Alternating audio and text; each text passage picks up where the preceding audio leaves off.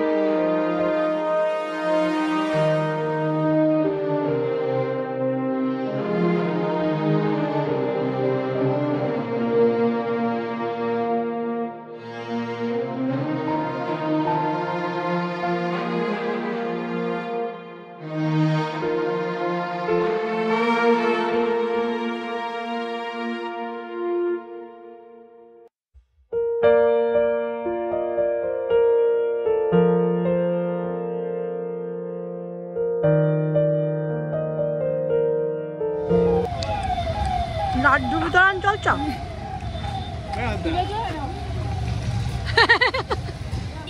খাও খাও, লাড্ডু খাও। ফ্ল্যাগ ওয়েস্টিং হয়ে গেলে চটপট ব্রেকফাস্ট সেরে নিয়ে এবার আমরা রেডি হচ্ছি পিকনিকের আয়োজনের জন্য। কারণ অনেকবার ক্যান্সেল হওয়ার পরে এই দিনটি ঠিক করা হয়েছিল পিকনিকের জন্য, আর আমরা সবাই হাতে হাতে পিকনিকের আয়োজন করবো বলে ঠিক করেছিলাম।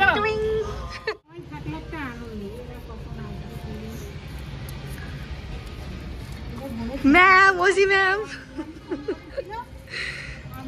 ও দিদি, কি কাটছো?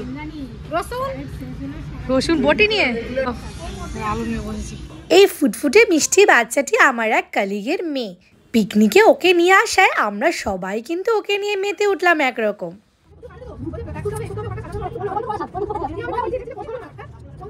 তন্ময়দা বেশ বড় হাড়ি উপর দিচ্ছে কিন্তু।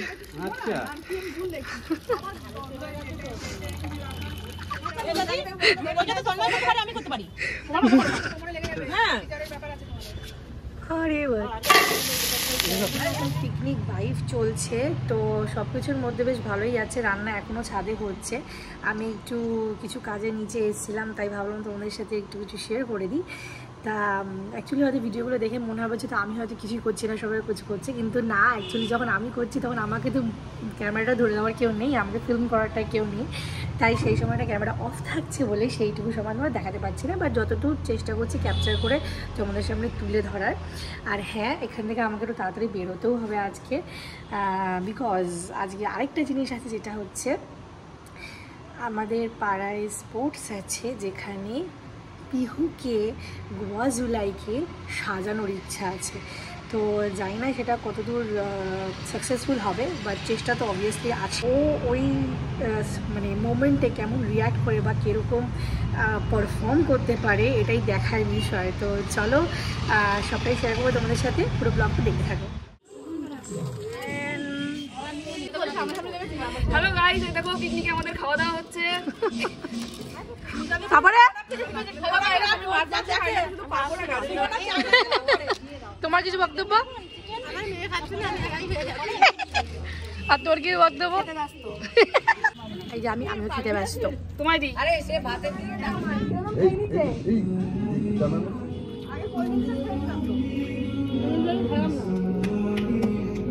ম্যামের কাছে পারমিশন নিয়ে সেদিন একটু তাড়াতাড়ি বেরিয়ে পড়েছিলাম। সময় কাটা তো আর আমাদের জন্য থেমে থাকবে না, তাই ভাইকে বললাম আমাকে একটু পিক আপ করে নিতে।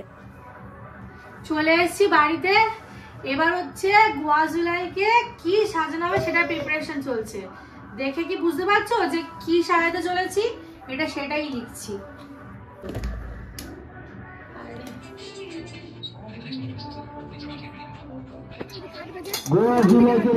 ছোট ছোট বাচ্চারা আমাদের মধ্যে ইতিমধ্যে চলে এসছে। সামনে রাখবে তো এইটাই, এইটা তো কি করবে এই সাইডে। সেগুলো তো দুই প্রতিযোগী। এরপর আমাদেরকে ব্যবসা করে প্রতিযোগিতার টার্গেটটাকে আরো বড় করো, ভলান্টিয়ার। আশ্চর্যের বিষয় হলো পিহুকে ওখানে বসানো মাত্রই এত সুন্দর রান্না করতে শুরু করে দিল যে বলার নয়। চারিপাশে এত লোকজন থাকা সত্ত্বেও কোনো রকম ভাবে ডিস্ট্রাক্টেড না হয়ে যা ওকে সাজানো হয়েছে সেই রোলটিকে পুরোপুরি ভাবে জাস্টিফাই করেছে, যা একটা মাত্র 1 বছরের বাচ্চার জন্য সত্যি প্রশংসনীয়। আমি শুধু এটুকুর খেয়াল রেখেছিলাম যাতে সোজাসুজি ভাবে ও আমাকে দেখতে পায় আর কোনো রকম ভাবে ভয় না পায়। মাস্টার শেফ জমিয়ে দিয়েছে। মামা করো করো, ভালো করে রান্না করো। টেস্ট করে দেখবে না মাস্টার শেফ, রান্না টেস্ট করে দেখবে তো। কোন চিনি খাওয়া টেস্ট করে দেখছে, বুঝতে পারলে তো? সবাই খুব ভালো চলেছে।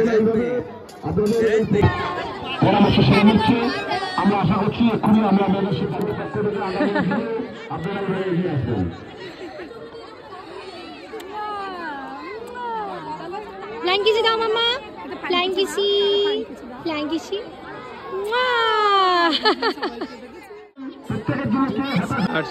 হার্ড হয়েছে। ভালো ভালো ভালো।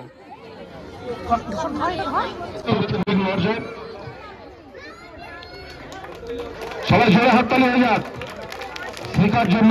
জুনিয়র্সের স্নিকার তৃতীয় স্থান অধিকার করেছে।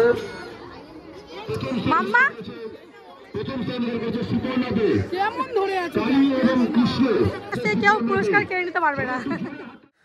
সারাটা দিন পর খুবই টায়ার্ড, বাট শরীরে টায়ার্ড হলেও মন থেকে খুব রিফ্রেশেন্ট লাগছে। কারণ কি পিহু মানে আমাদের সবাইকে হতবাক করে দিয়েছে। জাস্ট আমি খালি এটাই ভয় পাচ্ছিলাম যে ও আদৌ ও বসবে কি না, এত লোকজন দেখে ও কিরকম রিয়্যাক্ট করবে। আমার মেনলি এটাই কনসার্ন ছিল। কিন্তু এত লোকজন দেখেও যেটা ওর ভয় যে লোকজনের সামনে ও একটু জুবুদুবু হয়ে যায়, ও এত সুন্দর পারফর্ম করেছে। মানে সব বারের মতো এবারটিতেও পিহু আমাদের জাস্ট স্পিচলেস করে ছেড়ে দিয়েছে। যে ফার্স্ট হয়েছে সে একজন মা কালীর রূপে সেজেছিল, সে ফার্স্ট হয়েছে। খুবই সুন্দর সে সেজেছিল, সে ফার্স্ট প্রাইজ পাওয়ারই যোগ্য। বাট ওখানে অনেকে বলছিল যে হ্যাঁ পিহু এত সুন্দর আউটস্ট্যান্ডিং পারফরমেন্স দিয়েছে যে ওর অ্যাটলিস্ট ও সেকেন্ড প্রাইজটা ডিজার্ভ করতো। প্রাইসটা কোনো ব্যাপার না, কিন্তু কি দেখো মেন হচ্ছে পার্টিসিপেশনটা। আর ওখানে উপস্থিত সবাই খুবই খুবই ওকে পছন্দ করেছে। ইভেন প্রাইজ ডিস্ট্রিবিউশনের সময় সবাই বলছিল যে idea is really new. Expression এটাই হচ্ছে সব থেকে বড় ব্যাপার। ও কিন্তু মানে মারাত্মক এক্সপ্রেশন দিয়েছে। যাই হোক, কিন্তু আমাদের মানে মেন হচ্ছে ওর পার্টিসিপেশন। বিকজ এই ফার্স্ট, এটাই হচ্ছে পিহুর first ever participation in any show. তো সেইটা একটা আমাদের কাছে লাইফ টাইম মেমোরি হয়ে থাকবে। ও যে গিফটটা পেয়েছে, একটা ওয়াটার বটল পেয়েছে, যেটা আমি দেখাচ্ছি। এই ওয়াটার বটলটা ও গিফটে পেয়েছে। এটা তো আমরা ইউজ করব না, এটা তো আমরা রেখেই দেবো ওর মানে প্রাইজ এর মেমোরি হিসাবে আমরা রেখে দেবো এটাকে। কিন্তু হ্যাঁ রিয়েলি মানে আমাদের সবাইকে ভুল প্রমাণিত করে she won the match literally. তো that actually what matters. Okay, that actually what matters for us. Pihu ওর গিফট নিয়ে খুব হ্যাপি, আমরাও খুব হ্যাপি পিহুর পারফরমেন্স নিয়ে। তো তোমাদের কেমন লাগলো পিহুর এই স্পেল বাউন্ড আউটস্ট্যান্ডিং পারফরমেন্সটা প্লিজ কমেন্টে জানিও। আমি কমেন্টের জন্য ওয়েট করবো। আমি প্রত্যেকটা কমেন্ট কিন্তু তোমাদের পড়ি। আর খুবই টায়ার্ড, ফিলিং সো প্রাউড। তো চলো ব্লগটা আমি এখানেই শেষ করছি। আজকে আর কন্টিনিউ করছি না, ব্লগটা এমনি অনেকটাই বড় হয়ে গেছে। তোমাদের যদি ব্লগটা ভালো লেগে থাকে প্লিজ একটা লাইক আর কমেন্ট প্লিজ করো। দেখা হচ্ছে নেক্সট ব্লগে। টিল দেন ভালো থেকো, সুস্থ থেকো। ব্লগটাকে দেখার জন্য thank you. Tata, good night.